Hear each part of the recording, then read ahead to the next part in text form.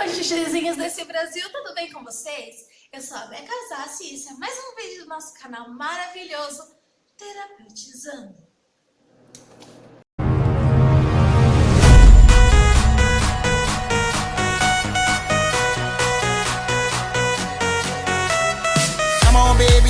Hoje eu trouxe um conteúdo muito legal para vocês que fazem terapia ocupacional e não sabem lidar com acidente. Bom, hoje vamos falar sobre quedas.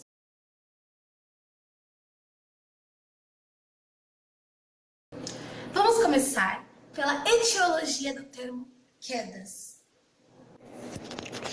As quedas de altura são aquelas em que a pessoa cai do plano em que se encontra para outra abaixo dele. Elas causam lesões graves e por vezes fatais. A cada ano, aumentam em muito a morbidade e mortalidade das pessoas envolvidas.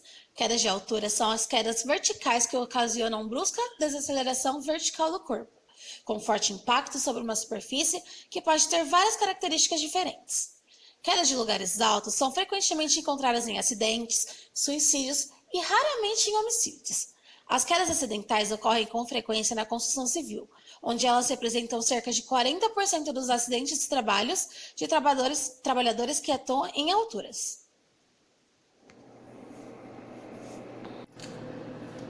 No geral, o que pode acontecer após uma queda? Vamos lá que eu vou explicar para vocês. Se uma pessoa cair de uma altura acima de 1,80 m, é provável que ela sofra ferimentos graves. Mesmo se a altura da queda for inferior, pode deixar a vítima com alguma sequela, de modo a torná-la incapaz de realizar a sua rotina de atividades.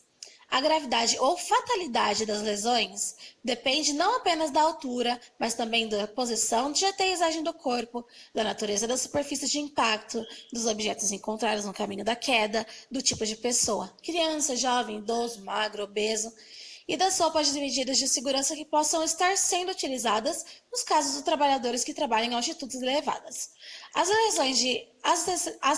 As lesões por quedas envolvem caracteristicamente estruturas de sustentação de maior peso, com forças transmitidas através do pé, perna, pelve e coluna vertebral. As consequências mais importantes são as lesões esqueléticas. As lesões de extremidades inferiores são suscetíveis a serem unilaterais ou cominutivas, fraturas compostas por múltiplos fragmentos de ossos, porque a força de desaceleração é aplicada a uma pequena área quando uma pessoa cai de pé. O modo de impacto influencia as lesões individuais. Cair de cabeça é bem mais grave e fatal do que cair em qualquer outra posição. A gravidade da lesão aumenta quanto mais brusca for a desaceleração. As lesões produzidas por quedas podem ter padrões diferentes. Lesões mais severas ocorrem quando as forças de desaceleração são aplicadas ao corpo de modo vertical. A pessoa cai em pé ou de cabeça. Entre as múltiplas lesões possíveis, a cabeça é comum que ocorra fratura craniana deprimida, contusão cerebral e hemorragia intracraniana. No tórax, pode-se encontrar contusão pulmonar, ruptura dos brônquios ou a aorta e fratura de estômago. Não.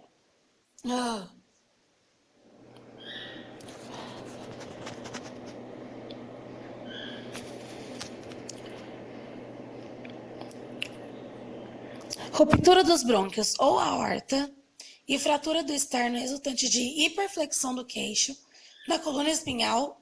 Os corpos vertebrais podem ser fraturados e no abdômen geralmente ocorrem lesões no intestino, sobretudo nas junções de porções móveis. Ai meu Deus, eu acabei de ver uma pessoa caindo. O que eu faço? Não entre em pânico. Antes de atender uma pessoa que sofreu uma queda grave, é importante não mexer na pessoa, pois pode haver uma fratura na coluna e hemorragias internas se for feita uma movimentação inadequada, pode piorar o estado de saúde da vítima. A primeira coisa a fazer é chamar imediatamente a ambulância que transporte o paciente para o hospital mais próximo. Ao mesmo tempo, deve-se observar se a vítima está consciente. Se estiver inconsciente, deve-se verificar se está respirando e se o coração está batendo. Se a constatação for negativa, fazer respiração boca a boca e ou massagem cardíaca até chegar à ajuda especializada. Se a vítima não conseguir se levantar após a queda, evite movê-la. Em caso de evidente fratura, imobilizar emergencialmente o membro fraturado na posição em que esteja, usando tábuas ou tecidos, por exemplo. Em caso de sangramento, fazer pressão sobre o local da hemorragia com a própria mão, ou se tiver luvas ou à disposição de um pano limpo, por pelo menos 10 minutos. Mas e se a queda for muito feia? E se a queda for muito feia? Chamar imediatamente a ambulância. Ligue para o 192. Verifique se a vítima está acordada, chamando a pessoa e verificando se ela responde quando é chamada. Não leve a vítima para o hospital. É necessário guardar o atendimento da ambulância, pois os profissionais de saúde são treinados para mobilizar pessoas após sofrerem uma queda. Caso esteja inconsciente, verifique a respiração durante 10 segundos, através da observação do movimento do tórax, ouvindo se o ar sai pelo nariz e sentindo o ar expirado. Se a pessoa estiver respirando, é importante aguardar a ambulância para continuar os cuidados especializados. Entretanto, se a pessoa não estiver respirando, é preciso iniciar as massagens cardíacas, com uma mão sobre a outra, sem dobrar os cotovelos. Se tiver uma máscara de bolso, fazer 2 respirações a cada 30 massagens cardíacas. Deve-se continuar essas manobras sem movimentar a vítima. Só parar quando a ambulância chegar ou quando a pessoa voltar a respirar. Caso a pessoa tenha um sangramento, pode-se controlar a hemorragia fazendo pressão no local com auxílio de um pano limpo. No entanto, isso não é indicado em caso de sangramento no ouvido. Também é importante verificar se a vítima apresenta as mãos, olhos, bocas estão arroxeados ou se ela vomita, porque isso pode significar hemorragias internas ou traumatismo craniano. Bom, eu vou falar outras coisas importantes a se atentar nos primeiros socorros quando uma pessoa cai. Avaliação do local do acidente. Essa é a primeira etapa básica na prestação de socorros. Ao chegar no local de acidente ou onde uma pessoa se encontra acidentada, deve-se assumir o controle da situação e proceder uma rápida e segura avaliação da ocorrência. Deve-se tentar obter o máximo de informações possíveis sobre o ocorrido. Dependendo das circunstâncias de cada acidente, é importante também evitar o pânico e procurar a colaboração de outras pessoas, dando ordens breves, claras, objetivas e concisas. Manter afastados os curiosos para evitar confusão e para ter espaço em que a pessoa possa trabalhar da melhor maneira possível. Ser ágil e decidido, observando rapidamente se existem perigos para o acidentado e para quem estiver prestando socorro. A proteção do acidentado deve ser feita com o mesmo rigor da avaliação da ocorrência e do afastamento de pessoas curiosas ou que visivelmente tenham perdido o autocontrole e possam prejudicar a prestação dos primeiros socorros. É importante observar rapidamente se existem perigos para o acidentado, para quem estiver prestando socorro nas proximidades da ocorrência. Avaliar o acidentado na posição em que ele se encontra, só imobilizá-lo com segurança, sem aumentar o trauma e os riscos.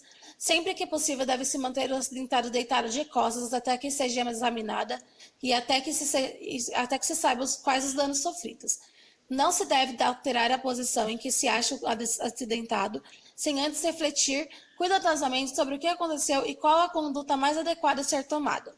Se o acidentado estiver inconsciente, pôr a sua cabeça na posição lateral antes e proceder à avaliação do seu estado geral. Em seguida, deve ser feita a avaliação do estado geral do paciente. A avaliação do exame de estado geral de um acidentado de emergência clínica ou traumática é a segunda etapa básica na prestação dos primeiros socorros. Ela deve ser realizada simultaneamente ou imediatamente à avaliação do acidente e proteção do acidentado. O exame deve ser rápido e sistemático, observando as seguintes propriedades: estados de consciência, avaliação de respostas lógicas, nome, idade, etc., respiração, movimentos torácicos e abdominais com entrada e saída de ar normalmente pelas narinas ou boca, hemorragia, avaliar se a quantidade e o volume e a qualidade do sangue que se perde, se é arterial ou venoso. Pupilas, verificar o estado de dilatação e simetria e igualdade entre as pupilas. Temperatura do corpo, observação e sensação de tato na face das extremidades. Deve-se ter sempre uma ideia bem clara do que se vai fazer, para não expor desnecessariamente ao acidentado, verificando se há ferimento com o cuidado de não movimentá-lo excessivamente. Em seguida, Em seguida, proceder a um exame rápido das diversas partes do corpo. Se o sedentário está inconsciente, se está consciente, perguntar por áreas dolorosas no corpo e a incapacidade de funcionais de mobilização. Pedir para apontar onde é a dor, pedir para movimentar as mãos, braços, entre outros. Cabeça e pescoço, sempre verificando o estado de consciência e a respiração do acidentado. Apalpar com cuidado o crânio à procura de fratura, hemorragia ou depressão óssea. Proceder da mesma forma para o pescoço, procurando verificar o pulso na artéria carótida. Observando a frequência, ritmo e amplitude, correr os dedos pela coluna vertebral, cervical, desde a base do crânio até os ombros, procurando alguma irregularidade. Solicitar que o acidentado movimente lentamente o pescoço, verificar se há dor nessa região. Movimentar suave e lentamente o pescoço, movendo de um lado para o outro. Em caso de dor, pare qualquer mobilização necessária. Coluna dorsal, na parte da coluna dorsal, perguntar se o acidentado sente dor. Na coluna dorsal, correr a mão pela espinha do acidentado desde a nuca até o sacro. A presença de dor pode indicar a lesão da coluna dorsal.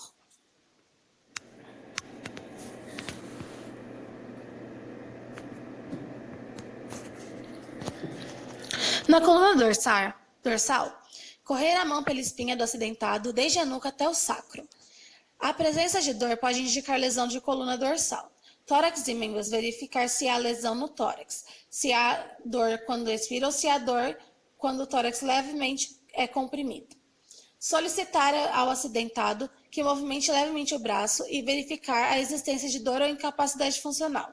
Localizar o local da dor e procurar deformação, edema e marcas de injeções. Verificar se há dor no abdômen e procurar todo tipo de ferimento, mesmo pequeno.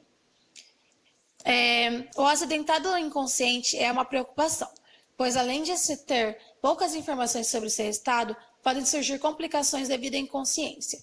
O primeiro cuidado é manter as vias respiratórias superiores desimpedidas, fazendo a extensão da cabeça ou mantê-la em posição lateral para evitar a expiração de vômito. Limpar a cavidade bucal.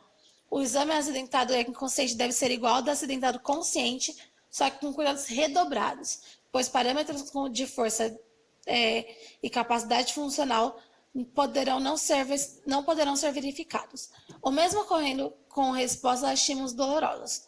É importante ter ciência que nos primeiros cuidados do acidentado inconsciente deverá ser a mínima. A pessoa que está prestando os primeiros socorros deve seguir um plano de ação baseado-se no PAS, que são as 3 letras iniciais a partir das quais se desenvolvem as medidas técnicas e práticas dos primeiros socorros. E aí vocês me perguntam, Beca, o que causa essas quedas? Vamos lá que eu vou explicar.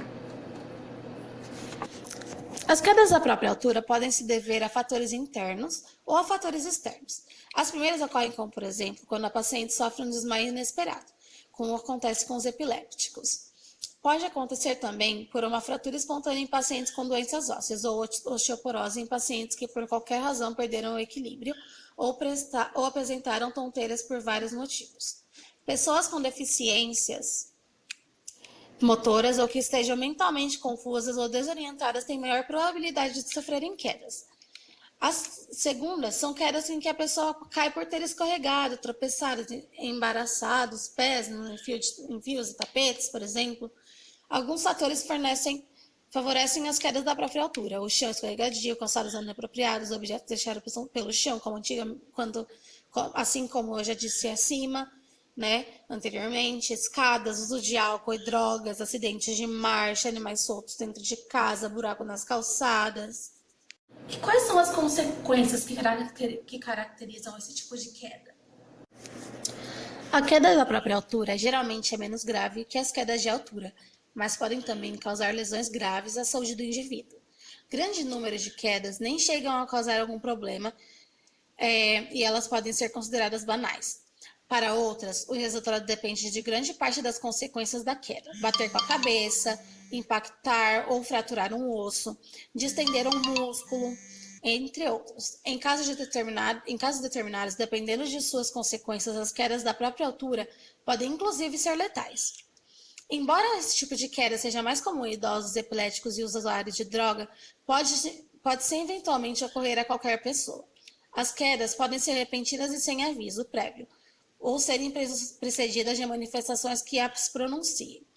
Essas últimas permitem que o indivíduo adote alguma medida de proteção, o que não é possível com as outras. Por isso, as pessoas que sofrem quedas repentinas são muito mais sujeitas a sofrerem lesões do que aquelas cuja a queda representa manifestação prévia. As consequências das quedas em idosos podem dar origem a outras doenças, pneumonias, flebites, infecção do trato urinário, diminuição do fluxo sanguíneo, osteoporose, demência, ou a piora de doenças já existentes. Muito frequentemente é necessária internação para o acompanhamento e o tratamento do idoso, e isso pode causar novos problemas, além das chances de contrair infecção hospitalar. O paciente acamado pode sofrer trombose em razão da imobilidade em que é forçado. Após a recuperação, é comum que o idoso apresente petefobia, um medo excessivo de assumir a postura de pé. Um pavor descontrolado de andar novamente. É comum que a pessoa apresente alterações de marcha, do equilíbrio, né, e tenham que reduzir as suas atividades. Geralmente, o paciente passa a depender de bengalas para se locomover. Socialmente, ele deixa de frequentar locais e pessoas que faziam parte da sua rotina, estabelecendo um certo isolamento e, às vezes, uma certa depressão também. Pessoal, atenção. Esse é um assunto super importante. Uma coisa muito recorrente hoje em dia. Na verdade, desde sempre. Queda de idosos. Atualmente, as quedas da terceira idade são os vetores que mais interferem na qualidade de vida do idoso, simplesmente pelo fato de provocarem lesões leves a graves que, eventualmente, são o fator inicial que levam o idoso a um processo evolutivo até óbito direta ou indiretamente causado pela queda. A maioria das quedas acidentais ocorre dentro de casa ou em seus arredores, geralmente durante o desempenho de atividades cotidianas, como caminhar, subir ou descer escadas, ir ao banheiro, tomar banho, ou seja, ambientes que aparentemente não oferecem riscos à saúde e podem se tornar perigosos, visto que a maioria dos idosos podem apresentar alterações de equilíbrio, marcha, visão e audição. Após os 60 anos, principalmente o idoso entra em um estágio fisiológico em que antecede um declínio acentuado na capacidade intelectual física. Os sintomas são perda de peso, de massa muscular, déficit cognitivo, alteração de mobilidade com marcha instável. No Brasil, cerca de 30% dos idosos caem pelo menos uma vez por ano. O risco desse tipo de acidente pode ultrapassar 50% entre as pessoas acima de 85 anos. A principal e mais grave consequência das quedas são as fraturas que geram declínio funcional, risco de novas quedas, depressão e até o aumento da mortalidade. É por isso que, e por incrível que pareça, é dentro de casa que ocorre o maior número de quedas, cerca de 70% dos casos. Acidentes são a sexta maior causa em morte de idosos, estando as quedas como Acidentes são a sexta maior causa de morte em idosos, estando as quedas como uma dessas graves ocorrências. Podem ser consequências da fragilidade do idoso, de estados hipoglicêmicos, inadequações do ambiente, de enfermidades como demências e catarata, entre outros. Monitorar os idosos caidores a partir de segunda queda em 6 meses para mantê-los sob cuidados. Nos portadores de DM, buscar terapias com medicações que não causem ou tenham baixas chances de causar hipoglicemia. Adequar o ambiente ao perfil de necessidade de idoso. Instalação de barras de apoio, de piso não derrapante, evitar tapetes, carpetes em casa que tiver idoso, manter o quarto do idoso fácil acessibilidade para o seu deslocamento. Bom, já generalizamos, já especificamos os tipos de queda, mas a gente esqueceu de uma parte. E os nossos pequenos? Como ocorrem? Quais são os riscos das quedas contra os nossos pequenos, nossas crianças? Em razão de características físicas e comportamentais próprias do desenvolvimento infantil, crianças são mais propensas a caírem e se machucarem. Em primeiro lugar, eles ainda não têm a capacidade suficiente para reconhecer situações perigosas, enxergam tudo como muito lúdico. Assim, ao verem um herói voar na televisão, algumas crianças fantasiam que também possam ter essa habilidade, e ao tentar imitar, elas podem sofrer algum acidente. Seus corpos também são mais pequenos e frágeis, por isso crianças têm menos capacidade de absorver impacto de uma queda. Sua pele é mais delicada, órgãos internos mais imaturos, o esqueleto é frágil, o crânio ainda não está completamente fechado. E com consequência, se cair e bater a cabeça, por exemplo, o cérebro das crianças corre o risco de sofrer de sofrer mais lesões do que o adulto. Uma característica típica das crianças da faixa etária 0 a 4 anos é possuírem a parte superior dos seus corpos proporcionalmente mais pesados que o resto do seu corpo, o que favorece o desequilíbrio. Mas não só os pequenos apresentam perfil suscetível a quedas. Meninos e meninas mais velhas de 5 a 14 anos têm grande interesse também pela velocidade e aventura. Esse comportamento contribui para que as quedas aconteçam, uma vez que eles acabam se arriscando mais nas brincadeiras e podem se machucar seriamente. Por apresentarem características físicas e comportamentais diferentes, cada faixa etária corre mais risco de se acidentar com tipos distintos de quedas. Bebês menores de 1 ano sofrem muitos acidentes envolvendo quedas do leito. Entre crianças de 1 a 4 anos, a maior parte dos acidentes graves são os casos de quedas no mesmo nível, para fora de estrutura ou edificações de escadas. De 5 a 9 anos de idade, os principais riscos estão relacionados às quedas de nível de árvores. Já entre meninos e meninas de 10 a 14 anos, além das quedas no mesmo nível, também são preocupantes as quedas para fora de edifícios ou outras estruturas. Na cidade, as crianças se interessam por aventuras e querem se arriscar em brincadeiras mais ousadas. É muito importante que familiares responsáveis e cuidadores sempre orientem as crianças sobre a importância de manterem a segurança durante as atividades e brincadeiras, evitando comportamentos em locais perigosos. Agora eu faço uma pergunta para vocês. Essa vocês têm que me responder. Aonde nós, terapeutas ocupacionais, entramos nessa história? Eu respondo com prazer. A função da terapia ocupacional é auxiliar no tratamento de lesões e desenvolver atividades para a recuperação física e motora das pessoas, com foco na qualidade de vida. O terapeuta ocupacional, dentro do contexto do trabalho com a população idosa, pode vir a ter uma vertente em sua intervenção voltada para a orientação dos comportamentos individuais, além de adaptações de ambientes para a prevenção do risco de quedas. A importância da adaptação ambiental para a prevenção de quedas em idosos tem sido apontada não só no que diz respeito à remoção dos riscos, mas como também ao uso de técnicas que mudem atitudes dos idosos diante dos comportamentos arriscados. A intervenção do terapeuta ocupacional no cuidado com o idoso pode contribuir para a promoção da saúde, a favorecer a estruturação de um cotidiano saudável, melhorando ou possibilitando a participação nos diferentes papéis: trabalho, moradia, educação, atividades culturais e de lazer.